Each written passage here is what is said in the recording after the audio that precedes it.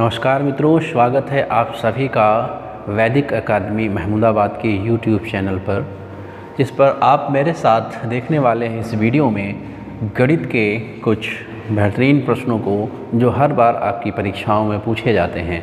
उसी क्रम में ये ऐसे प्रश्न होंगे जो हर बार आपकी परीक्षा में आते हैं और ये केवल आपकी सीटेट परीक्षा के लिए नहीं, आपकी अन्य परीक्षाओं जैसे कि टीईटी और एसटेट परीक्षाओं के लिए भी काफ़ी ज़्यादा महत्वपूर्ण रहते हैं। सीटेट के लिए तो बिल्कुल फोकस्ड क्वेश्चन हैं, ऐसे क्वेश्चन तो हर बार परीक्षाओं में देखने को मिलते हैं, लेकिन साथ ही अन्य परीक्षाओं के लिए भी बहुत ही महत्वपूर्ण क्वेश्चन हैं। चलिए देखते हैं पहला प्रश्न। ये प्रश्न देखिए भाई, कहा गया है एक वर्ग का परिमाप जो है 44 सेंटीमीटर है। वर्ग का परिमाप कितना है? 44 सेंटीमीटर। वर्ग के परिमाप की बात करें तो वर्ग का परिमाप होता है 4 गुणे भुजा। 4 गुणे भुजा आपको दे रखे हैं 44 सेंटीमीटर। इसका मतलब जो वर्ग की भुजा होगी वो होगी कितनी? 11 सेंटीमीटर। क्लियर है? आगे देखें क्वेश्चन को। एक आयत का परिमाप इस वर्ग के परिमाप के बराबर है। अगर आयत का परिमाप है तो आयत का परिमाप जो होता है वो 2 इंटू लंबाई प्लस चौड़ाई होता है। ठीक है, यहाँ से हम देख रहे हैं कि भाई आयत का परिमाप क्या होता है? 2 इंटू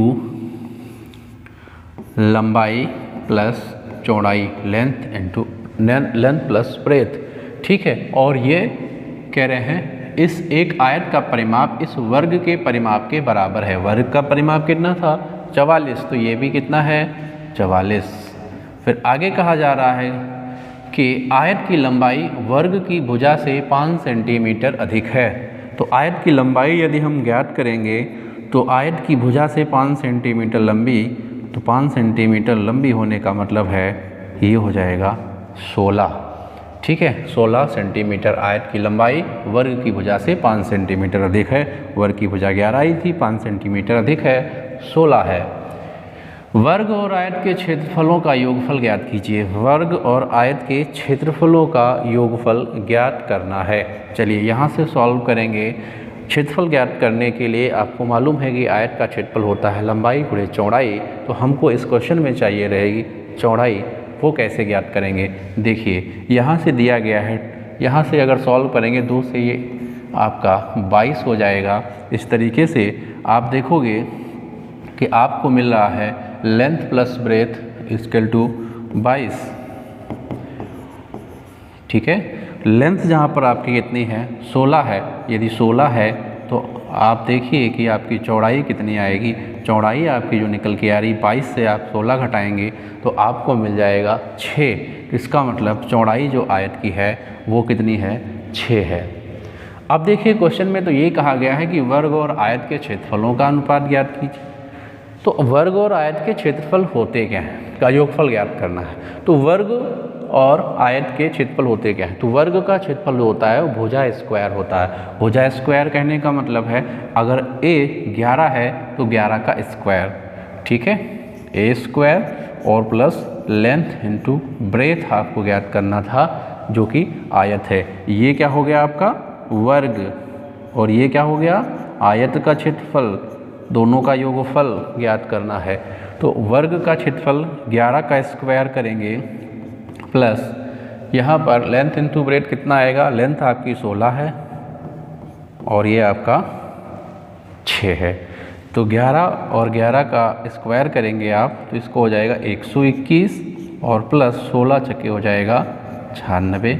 इस तरीके से आप पाएंगे कि राइट आंसर जो आपको मिल रहा है ऑप्शन ए 217। क्लियर है? यहाँ से जब आप जोड़ेंगे तो 6 1 7 और 9 2 11 और 2 यहाँ से हो गया 217। क्लियर है? अगला प्रश्न देखते हैं। ये प्रश्न देखिए, बेहतरीन प्रश्न है। ऐसे प्रश्न कई बार देखने को मिले हैं परीक्षाओं में, सीटेट की परीक्षा में तो खास करके। ठीक है, चलिए यहाँ पर क्या लिखा हुआ है? -1 + 2 -3 + 4 -5 + 6 -7 प्लस ऐसे ही सीरीज चल रही है और 1000 तक गई और उसका मान क्या है ये पूछा गया है। ठीक है, क्लियर नहीं दिख पा रहा है, इसको थोड़ा बड़ा करने का प्रयास कर रहे हैं।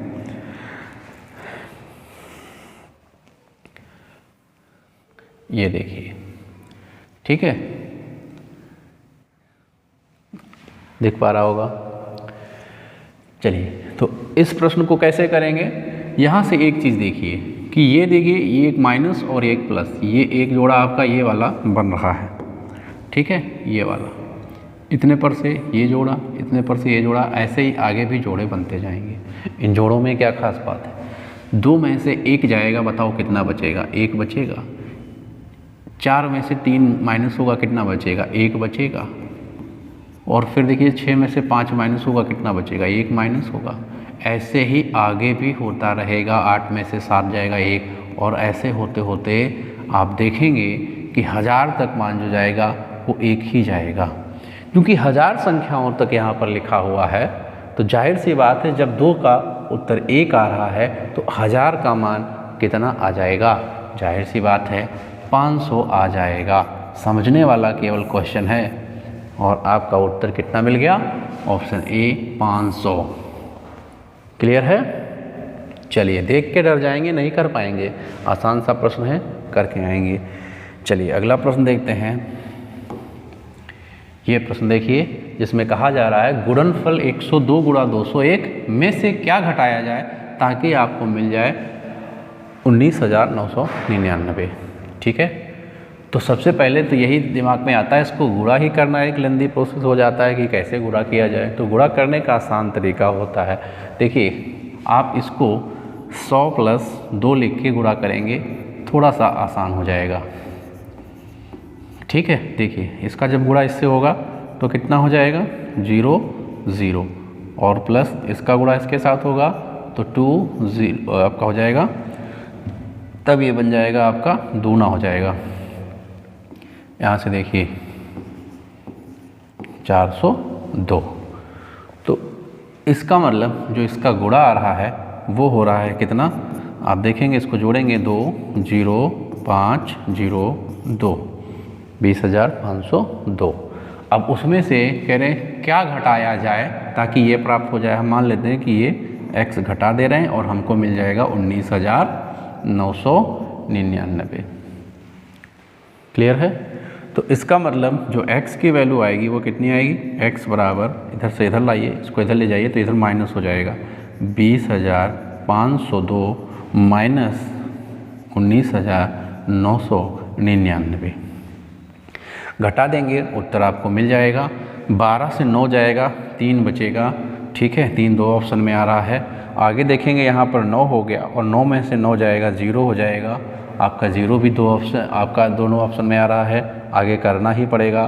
तो यहाँ पर हो गया 14, और 14 में से जब 9 जाएंगे तो कितना बचेगा भाई, 14 में से 9 जाएंगे तो आपका बचेगा 5। उत्तर क्या हो गया, 503। क्लियर है, आसान सा प्रश्न है। देख के डर जाएंगे तो नहीं कर पाएंगे, समझ के करेंगे आसानी में हो जाएगा। चलिए अगला क्वेश्चन देखते हैं। यहाँ देखिए 2 और 2 तिहाई, ये तो हमेशा है, ये सीटेट का तो पेड क्वेश्चन है, वो हमेशा देना ही देना है इनको। तो ये देखिए क्वेश्चन, इसमें कहा गया 2 और 2 तिहाई समकोणों में डिग्रियों की संख्या बताइए।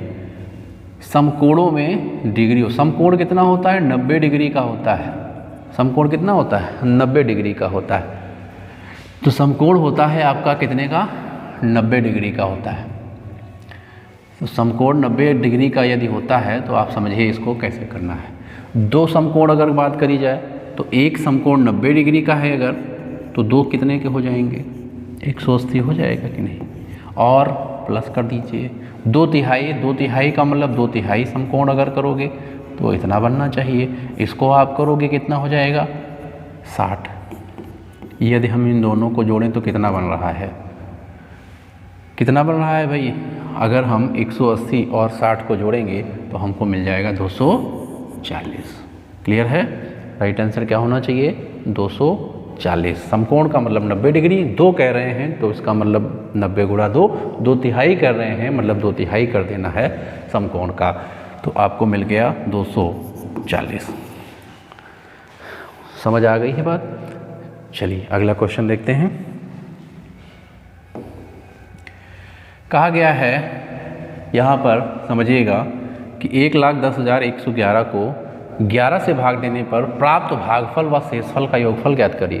पहले भागफल और शेषफल। अब ऐसा भाग है कि इसमें बहुत ज़्यादा बच्चे गलती कर देते हैं, इस भाग को संभल के करिएगा। इसको 11 से भाग करेंगे, 11 से 1,10,111 को, ठीक है।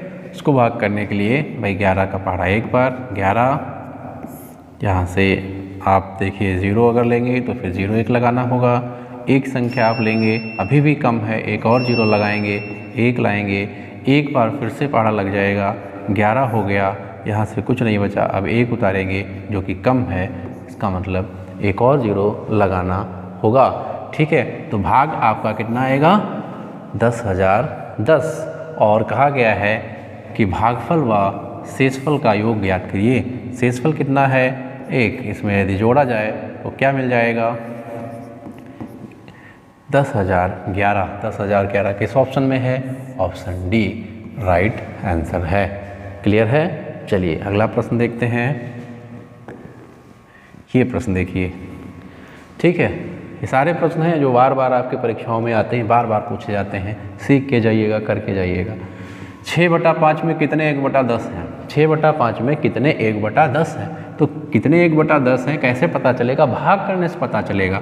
6/5 को हम भाग कर देंगे 1/10 से, और जब भाग करते हैं तो आपको मालूम है कि आगे वाली जो भिन्न है गुणा का चिन्ह लगाने पर उलट जाती है, ऐसे लिख दिया जाता है। 5 से 2 बार में डिवाइड हो गया, कितना आ गया 12। कितने हो गया आंसर आपका 12, ऑप्शन सी। तो 6/5 में कितने 1/10 हैं? तो 12 1/10 हैं। क्लियर है। चलिए अगला प्रश्न देखते हैं। ये नॉर्मल सा सवाल होता है। ये प्रश्न देखिए, इसमें कहा जा रहा है 21 और 49 के बीच 7 के गुणजों का योगफल और 25 और 30 का सबसे बड़ा सार्वगुणनखंड बराबर। पिछली वीडियो में आपने देखा होगा, इस क्वेश्चन को यहाँ पर फिर से है, कर लेते हैं। कैसे किया गया था कि भाई 21 और 49 के बीच आपके कौन से गुणज होंगे जो कि 7 के हैं। 7 के गुणज मतलब 7 से डिवाइड हो रहे हैं। तो आप देखो 7 का यदि पहाड़ा पढ़ा जाए तो 7 के 7 चौके 28, 7 पचे 35 और 7 छन 42। तो 3 ही ऐसे गुणज हैं जो कि 21 और 49 के मध्य होंगे, बीच होंगे, ठीक है।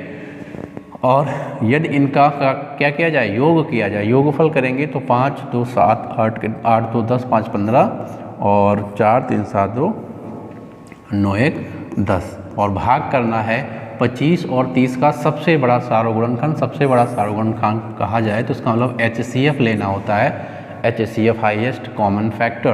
तो इसका भाई 25 और 30 का हाईएस्ट कॉमन फैक्टर क्या मिलने वाला है आपको? 5 से भाग कर देंगे, ठीक है। इस प्रकार उत्तर मिलेगा कितना आपको?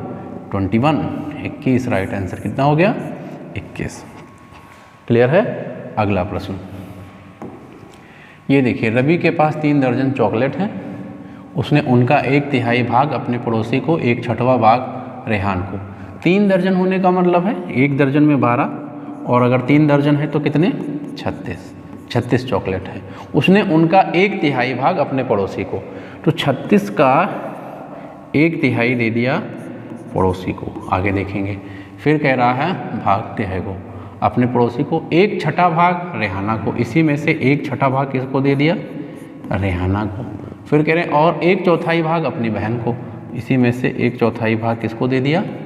अपनी बहन को दे दिया, अपनी बहन को दे दिया। उसके पास अब कितनी चॉकलेट बची हैं? तो इतनी तो उसने दे दिया, 1/3, 1/6वां और 1/4, 1/4। तो इस तरीके से देखिए, तो यहाँ से 12, यहाँ से 6 और यहाँ से 9। कहने का मतलब है 12 6 18 और 9 27 चॉकलेट इसने दे दी। कितने में से? टोटल 36 थी। तो यहाँ पर शेष कितनी बची हैं? शेष कितनी बच जाएंगी? तो शेष का मतलब है 36 से 27 दे दिए तो बच गई 6 3 9 चॉकलेट इसके पास अभी भी बची हुई हैं। क्लियर है। चलिए अगला प्रश्न देखते हैं। चलिए ये आज की वीडियो में इतने ही प्रश्न, ठीक है। और आपको वीडियो अच्छे लग रहे हैं कमेंट के माध्यम से ज़रूर बताएं हमें, और यदि क्वेश्चन समझ में आ रहे हैं तो अपने दोस्तों में इनको ज़रूर शेयर कर दें, वीडियो को लाइक ज़रूर कर दें। Thank you.